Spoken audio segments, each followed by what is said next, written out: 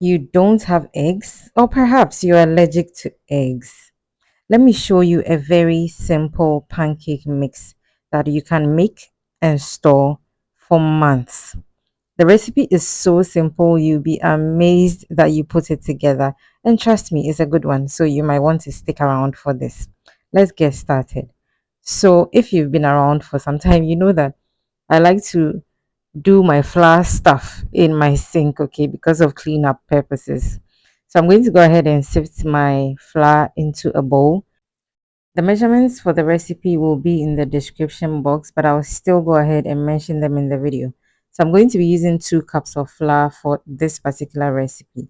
It's important to sift because flour is stressing me lately, okay? There are some things inside you don't want to get into your baked goods or fried goods or whatever, okay? I'm adding some baking powder and baking soda as well. The baking powder is 1 tablespoon and the baking soda is 1 teaspoon.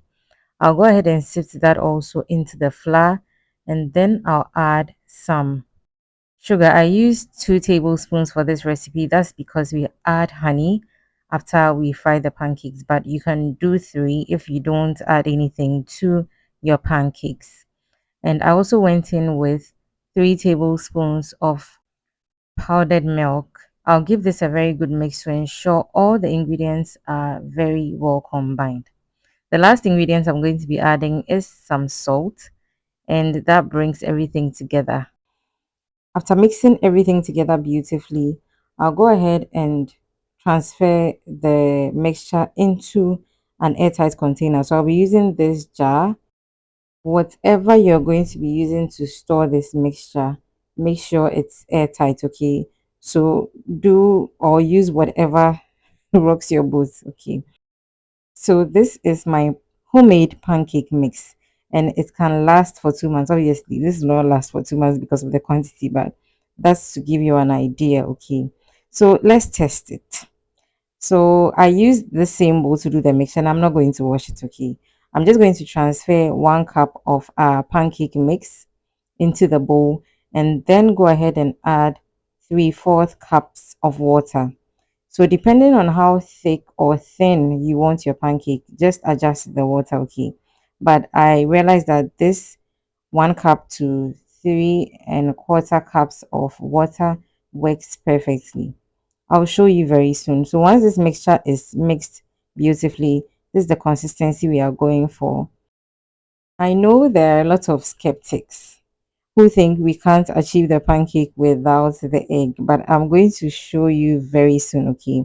So, like I said, this is the consistency we are going for. I'll go ahead and then fry 1 pancake for you to see. Here, my pan is heated. There's just a bit of oil in there, okay? I'm just going to scoop a bit of my butter into the frying pan and go ahead and fry this on low heat. You want this to cook properly, so every time you're making pancakes, please fry on low heat. That reminds me, I've not introduced myself to the new subscribers or viewers, okay?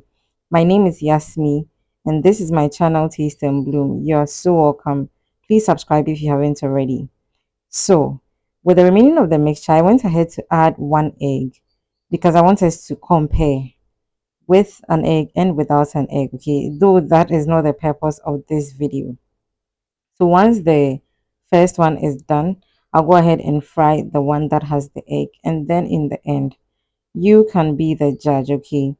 So like I was pointing out earlier, once the bubbles begin to form on top of the pancakes, you know you're good to go. You can just go ahead and flip to the other side to cook, okay? So like I said, one is done.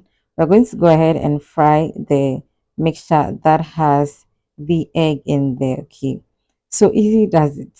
Just be patient. Honestly speaking, I didn't notice a difference in the two. I'll show you very soon, but also do try it for yourself and be the judge. The second pancake is done, okay? So the 2 pancakes are ready. This has the egg and the other one does not have the egg. So let's go ahead and tear the one without the egg first. As you can see, it's still very fluffy. It does not look different at all. I'm just tearing it apart so that you know that it's good stuff, okay? So I'll set that aside. In fact, I ate this that you're seeing on the camera, okay? and it tasted good. And this is the one that had the egg. Okay, I'm going to also go ahead and tear that apart. It is also equally fluffy.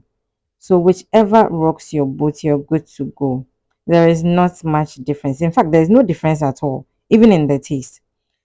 I will implore you to try this and then get back to me with some feedback because I would love to hear what you think about this pancake mix recipe. Thank you for watching today's video. Don't forget to give me a thumbs up if this video has been helpful. Also leave your comments down below on your way out and also share as well. And until we meet again, as always, keep blooming.